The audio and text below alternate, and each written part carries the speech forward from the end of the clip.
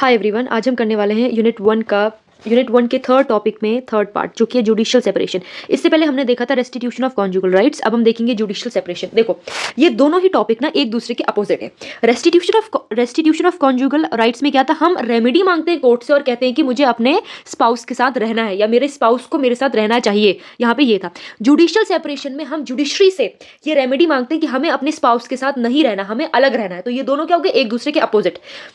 देखो, judicial separation section 10 में defined है।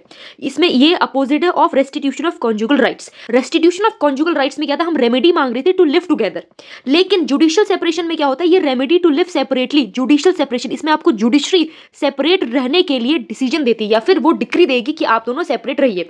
अब इसके कुछ एसेंशियल पॉइंट देखो judicial separation which permits the party to live apart. पहले तो इसमें पार्टीज अलग अलग रहती हैं। दूसरी चीज, parties no longer cohabit with each other. देखो, कोहैबिट मतलब ये एक ही घर में नहीं रहेंगी। तीसरी चीज, जुडिशियल सेपरेशन का मतलब मैरिज का डिसॉल्व होना नहीं है, ये मैरिज के डिसॉल्व से एक स्टेप पहले का है। देखो, अगर ये दोनों अलग अलग रहेंगे तो दो चीजें हो सकती हैं। कुछ समय के बाद या तो ये दोनों डिवोर्स ले लेंगी।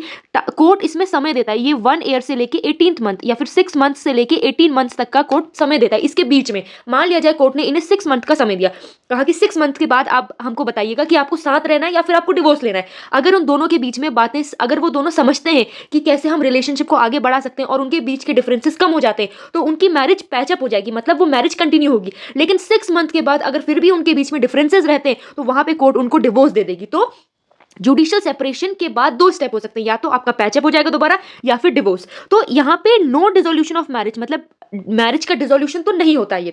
फिर फोर्थ चीज कहती है कि some of the marriage rights are suspended. बिल्कुल, जुडिशियल सेपरेशन में जो मैरिज राइट्स थे आपके, वो कुछ सस्पेंड हो जाते हैं। जैसे कि आप दोनों साथ में नहीं रह सकते, आप दोनों साथ में कुछ एक्टिविटीज नहीं कर सकते, तो इन सब चीजों में रिस्ट्रिक्शन लग जाता है। फिफ्थ ये बोल रहा है कि a petition for divorce can be presented. यहाँ पे कहा जा रहा है कैन बी प्रेजेंटेड। इसका ये है कि डिवोर्स की पिटीशन आप बाद में लेके आ सकते हैं आफ्टर जुडिशियल सेपरेशन। तो इसमें भी क्या है कि पहली चीज, कोहेबिशन हैज नॉट बीन रिज्यूम्ड। ये डिवोर्स की पिटीशन आप कब लेके आ सकते हैं, जब आप दोनों के बीच में कोहेबिशन नहीं हुआ है, for has not been resumed for a period of 1 year और more after passing the judicial separation. मतलब कि जुडिशियल सेपरेशन जब पास हो चुका है उसके बाद 1 साल तक या 1 से ज्यादा साल तक आप साथ में फिर भी नहीं रह रहे, उसमें भी आपको फिर डिवोर्स के लिए आप प्रेजेंटेशन लेके आ सकते हैं। तो ये है। अब जुडिशियल सेपरेशन के ग्राउंड्स क्या है। जुडिशियल सेपरेशन के वो सेम ग्राउंड है जो कि डिवोर्स के ग्राउंड है। क्या है वो ग्राउंड? 13(1) एंड 13(2). देखिए, 13(1) जो है ये दोनों के लिए, ये हस्बैंड और वाइफ को दोनों को ये ग्राउंड मिलता है, लेकिन 13(2) ये एक्सक्लूसिवली फॉर वाइफ को दिया गया है। अब 13(1) में क्या क्या ग्राउंड है?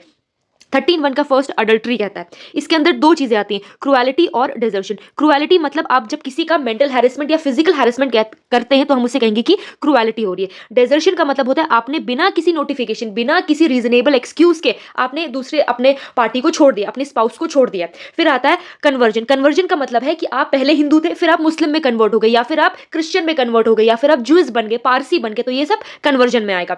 तीसरी चीज ये है कि आप अनसाउंड माइंड के हो गए, आप अनसाउंड माइंड, आप पागल हो गए, इंसेनिटी होगी, तो वो भी डिवोर्स का ग्राउंड हो सकता है। फिर इसमें एक लेप्रोसी भी था, अब उसको हटा दिया है। इसके बाद आता है वेनरल डिजीजेस, कुछ ऐसे डिजीजेस जो कि स्प्रेड हो सकते हैं, इसमें भी आपको डिवोर्स मिल सकता है। फिर इसमें जो 6th पॉइंट है वो है renunciation of the word. Renunciation of the world का मतलब है कि आपने सामाजिक सारी चीजों से त्याग कर दिया, मतलब आपने अपनी फैमिली छोड़ दी, अपनी वाइफ छोड़ दी, अपने पेरेंट्स को छोड़ दिया और आप बन चुके हैं सन्यासी। सन्यास ले लोगे या फिर आप सेज बन जाओगे, ऋषि, ऐसे सन्यास ले लोगे, उसी में आएगा। फिर आएगा प्रिज्यूम्ड डेथ।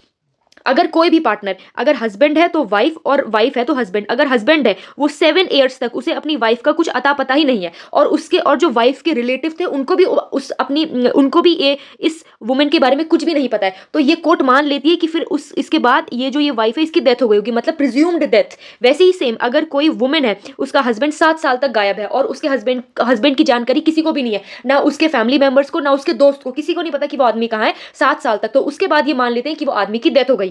तो प्रिज्यूम्ड डेथ में भी आप क्या डिवोर्स का ग्राउंड हो सकता है।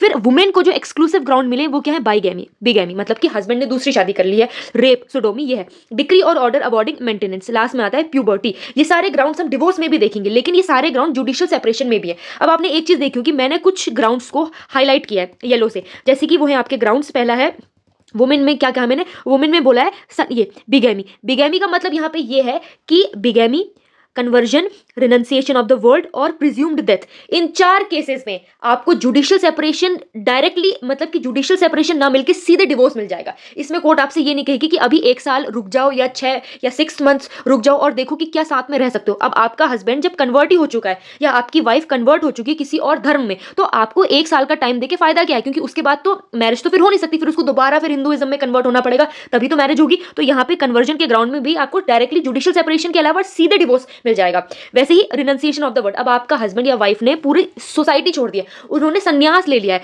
तो उस केस में भी आपको खाली समय देके कोई भी फायदा नहीं है। वैसे ही प्रिज्यूम्ड डेथ, अब आप 7 साल तक तो आप रुक ही चुके हो, उसके बाद कोर्ट फिर बोले कि हम आपको 1 साल का और समय देंगे, नहीं ऐसा नहीं होगा, कोर्ट आपको डायरेक्टली डिवोर्स दे देगी। वैसे ही बिगैमी, अब आपके हस्बैंड ने कहीं दूसरी जगह शादी कर ली, तो और वो एक और उसमें फिर वो बिगैमी का कंसेप्ट आ जाएगा। या फिर आपके हस्बैंड ने आपसे दोबारा शादी, मतलब पहले से उनकी कोई शादी थी, पहले से उनकी कोई वैलिड शादी है और उन्होंने किसी और औरत से और शादी कर ली, तो जो नेक्स्ट शादी हुई है ना वो वॉइड मानी जाएगी, क्योंकि उन्होंने अपनी पहले वाली बीवी को अभी डिवोर्स ही नहीं दिया है। तो जब तक आपने डिवोर्स नहीं दिया है, तो उसके अगर आपने डिवोर्स दे दिया फिर तो ठीक है, लेकिन अगर आपने डिवोर्स नहीं दिया है और उसी बिना डिवोर्स दिए आपने किसी और इंसान के साथ शादी कर ली, तो वो बिगैमी में आएगा और इसमें भी आपको जुडिशियल सेपरेशन नहीं मिलेगा, सीधे डिवोर्स दे देंगे वो। तो ये सारे ग्राउंड से जुडिशियल सेपरेशन के।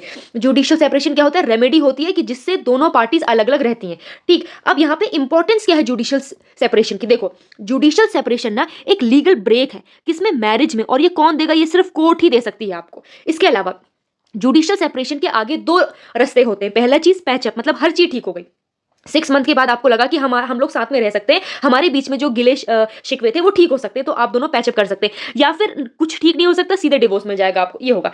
इस यहाँ पे कोर्ट का जो होता है वो ऑब्जेक्टिव ये होता है कि वो दोनों पार्टी को एक चांस दे कि वो इस रिलेशनशिप में दोबारा आ सकें, वो इस रिलेशनशिप के बारे में दोबारा सोच सकें, क्योंकि इसमें आपका टाइम यूज हुआ है, आपकी फैमिलीज इन्वॉल्व हुई, इतने सारे लोग इसमें इन्वॉल्व हुए, तो कोर्ट सोचती है, तो कोर्ट यहाँ पे आपको टाइम देती है कि आप रिलेशनशिप के बारे में सोच सकें।